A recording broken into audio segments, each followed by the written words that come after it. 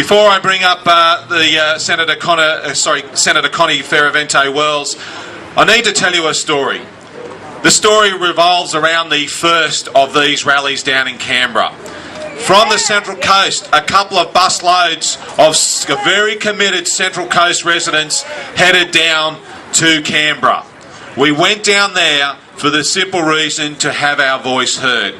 Well, lo and behold, we were met when we stepped off that bus by the MP for Robertson, Deb O'Neill, with her press secretary clandestinely hidden away taking photographs.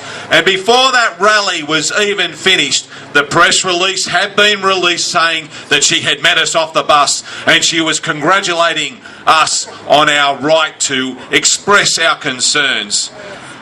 However, she said this: even though I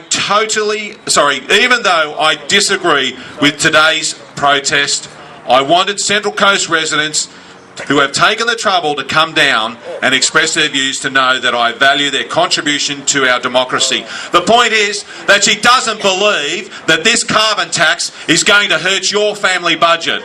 The federal member for this area does not believe that this carbon tax is going to hurt you, that it's going to take money out of your pockets, it's going to hurt your budget and stop you from feeding the people that you love. And that, ladies and gentlemen, is not representing the Central Coast or the people of Robinson. Did you vote for a carbon tax? Do you want to see a carbon tax? Ladies and gentlemen, can I please introduce to you the Liberal Senator for the Central Coast, the Patron Senator for the Central Coast, Liberal Senator for New South Wales, Senator Connie Fierravanti-Wells.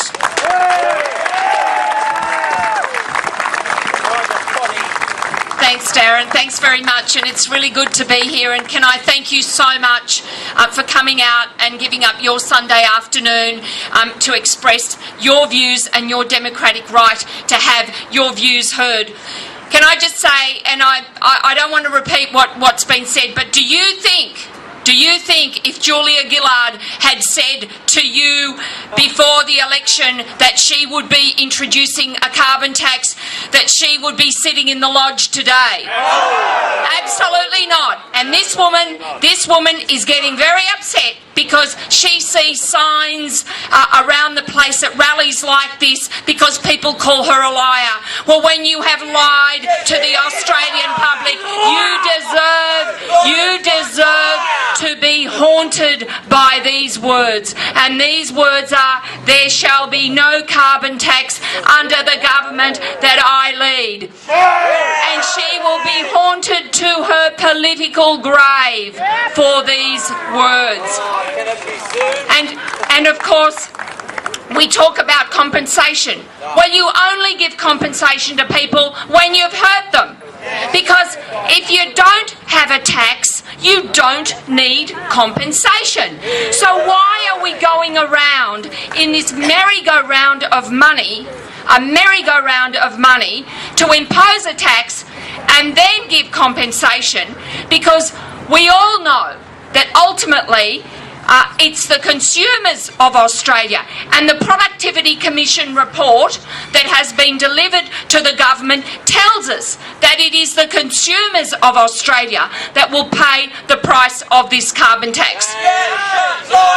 And can I just share with you, there's a few things that I just want to share with you this afternoon.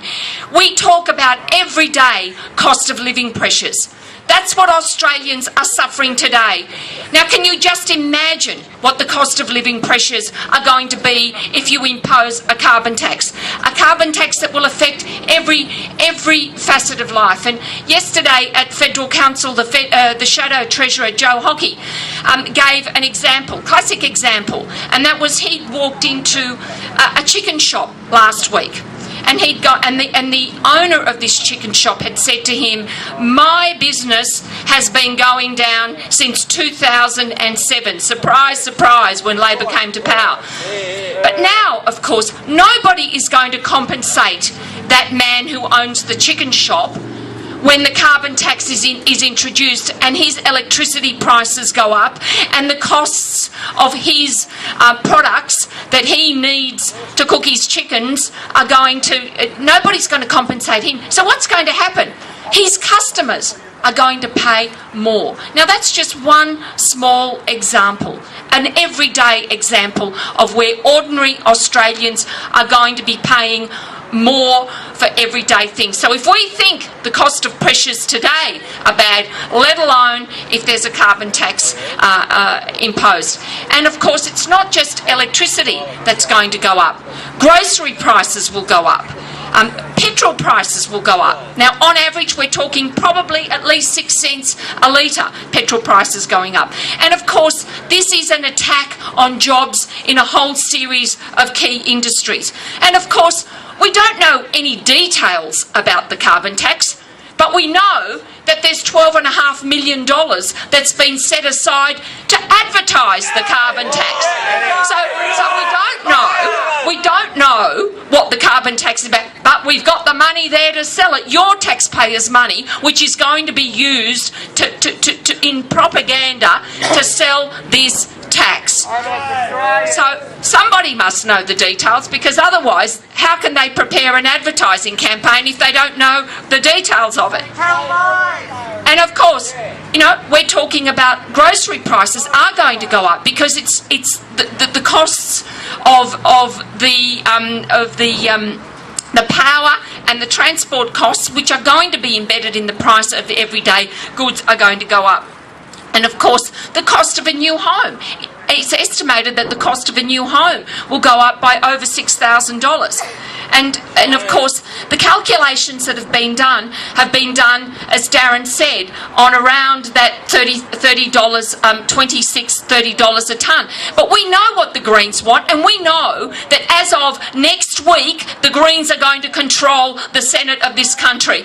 And it's not, for anybody who saw the insiders this morning, who is the real person behind Julia Gillard? It is Bob Brown. Bob Brown and his bunch of watermelons. You know, they're green on the outside and red on the inside.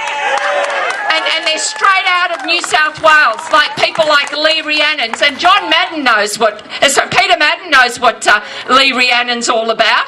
And I can tell you, they're going to be right into, and there's 9 of them. There are only 5, there are 9 of them now. So you can imagine what it is they're going to try and impose. And for the first time, I think, Australians will finally work out what the Greens in this country are really all about. And it isn't to help ordinary Australians. Off they are with their weird, free drugs and all sorts of things that they're into. And can I tell you, they are going to impose their agenda on the Australian people, and it's going to start with the carbon tax. Just look at the impact that this is going to have on industries. For example, my electorate office is in the Illawarra. And of course, up in the upper part of this area in the Hunter, where were the strongest swings against Labor at the last state election? And they were in the Hunter, and they were in the Illawarra, because we know in the Illawarra what's going to happen. The steel industry, BlueScope, is going to be affected. The coal industry, there's 12,000 jobs that are affected in the Illawarra alone as a consequence of the effect on steel and manufacturing, let alone the thousands of other coal industry jobs that are going to be affected. How many ordinary Australian families are going to be affected? Because when you don't have a job, you can't fend for your family. And when we start seeing industries going offshore, that's when we will really see the impact. And you cannot bring, once you lose a job in a place like the Illawarra or the Hunter or any other place, it's very hard to get that back. So I say to Deb O'Neill, I say to Craig Thompson, for goodness sake, start standing up for your constituents and start putting the pressure on Julia Gillard and Bob Brown and tell them no carbon tax. No carbon tax.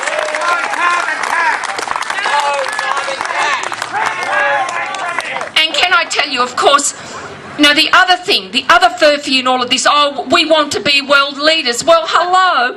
I mean, let's just look at, what are we really emitting in this country? I mean, that Productivity Commission didn't compare us. If you're comparing apples with apples, but our comparable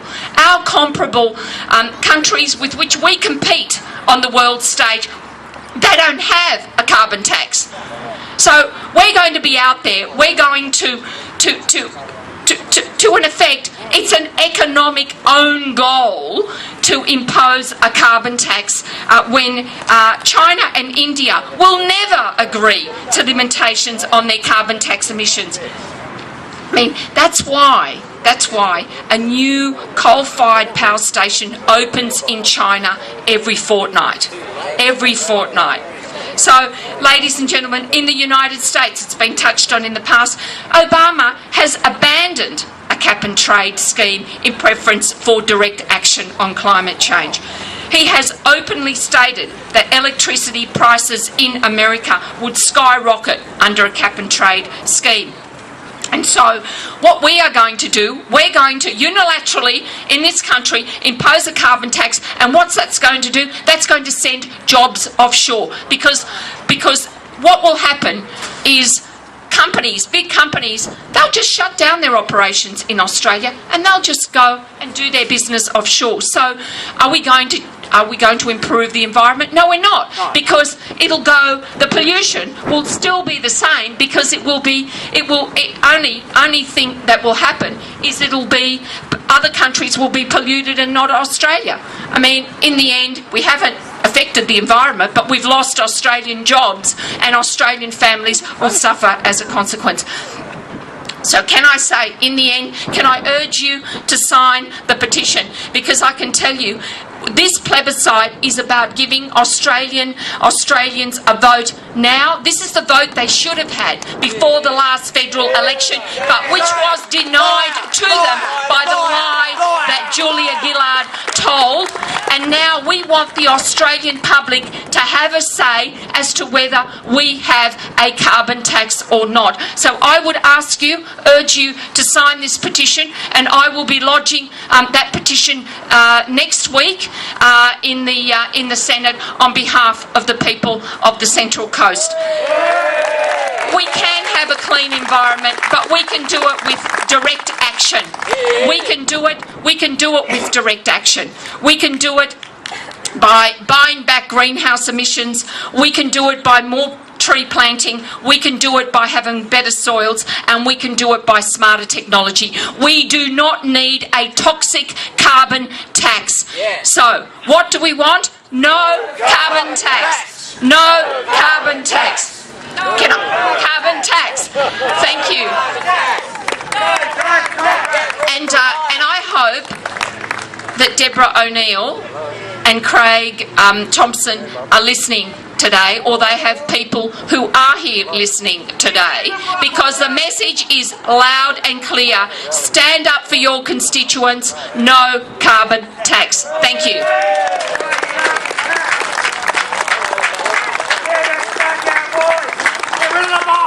Well, ladies and gentlemen, now you know why we have some of the best people in Parliament with Connie Fierravanti-Wells, Senator for New South Wales. Thank you very much, Connie.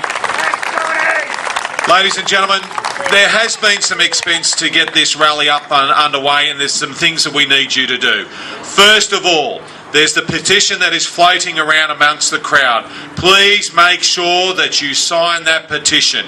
It is very, very important that we have your signature on that as we keep the pressure on Craig Thompson, who has been overwhelmingly silent on this issue over the last few months, and the pressure on Deb O'Neill.